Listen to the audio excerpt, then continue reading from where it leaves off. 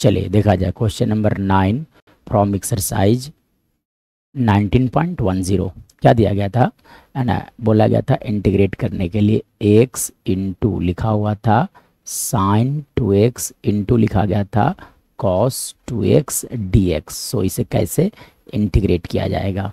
चलो अब देखो, जब भी सबसे पहले बात तो आप इसे देखो तो साइन a इंटू कॉस से आपको दिख रहा है, तो एक बार इस फॉर्मूले को याद किया जाए कि 2 साइन a इंटू कॉस से जब भी होंगे तो that will be equal to sine 2a। चलो इस फार्मूला को अप्लाई करने के लिए देखो 2 की कमी है, यहाँ पर 2 की कमी है, तो सबसे पहली बात 2 लाया जाए। सबसे बात क्या किया जाए, 2 को लाया जाए। तब आप क्या करोगे, 2 से मल्टीप्लाई और 2 से डिवाइड कर लो।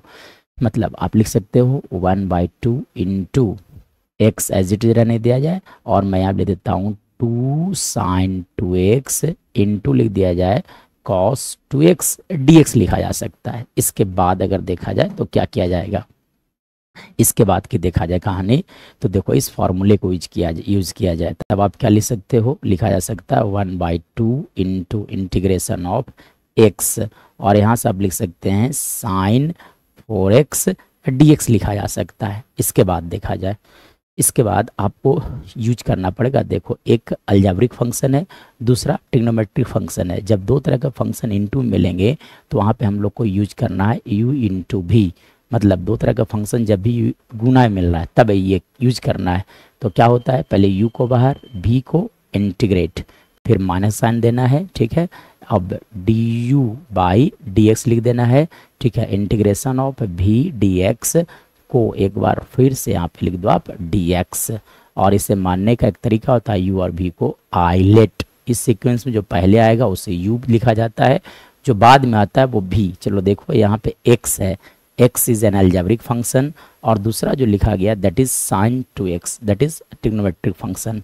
इस सीक्वेंस में देखा जाए तो पहले अलजेब्रिक आता है, इसलिए u है और ये हो जाएगा आपका v, ठीक है। चलिए अब इसके बाद का कहानी देखा जाए, ठीक है ना।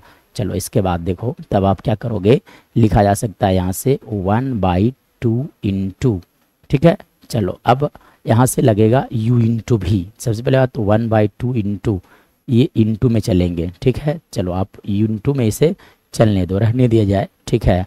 चलिए अब देखिए एक बार, तो ये इंटू चलेगा 1/2 इंटू, पहले u को बाहर किया जाता है, यानी कि आप x को बाहर कर लो और इंटीग्रेशन किया जाएगा साइन 4x dx, माइनस का साइन की दिया जाए और जो बाहर था उसे इंटीग्रेट किया जाए x के रेस्पेक्ट में, ठीक है ना।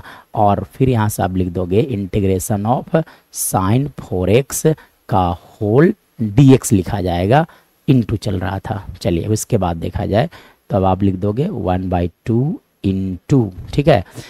चलो इसके बाद अगर देखा जाए, चलो x बाहर रहेगा। अब देखो एक फार्मूला होता है इंटीग्रेशन का कि साइन x का इंटीग्रेशन लिखा जाता है माइनस कॉस एक्स प्लस सी, लेकिन ये फार्मूला कब अप्लाई होता है, जब x का डी दैट इज 1 होना चाहिए। अब आप देखो यहाँ पर लिखा गया इंटीग्रेशन ऑफ साइन 4x, तो ये फार्मूला तभी लगेगा जब देखो यहाँ पर x के जबर क्या आ चुका है, 4x आ चुका है।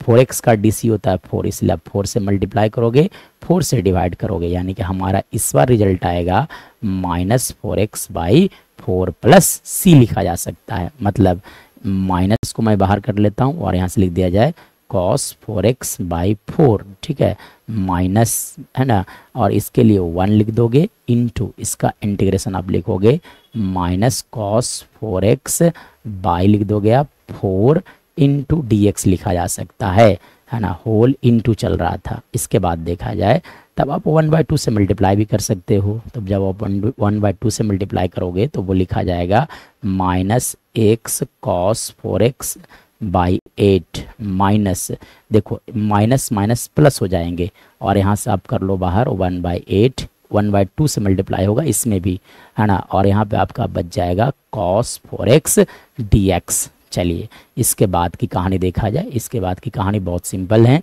चलिए इसके बाद अगर मैं बात करूं तो लिखा जा सकता है -x cos 4x/8, 4x/8, और यहाँ से लिखा जाएगा आपका साइन 4x/32 प्लस सी, मतलब अब आप घुमा कर भी लिख सकते हो sine 4x by 32, 4x by 32 minus x cos 4x by 8 plus c, 4x by 8 plus c, this is our right answer.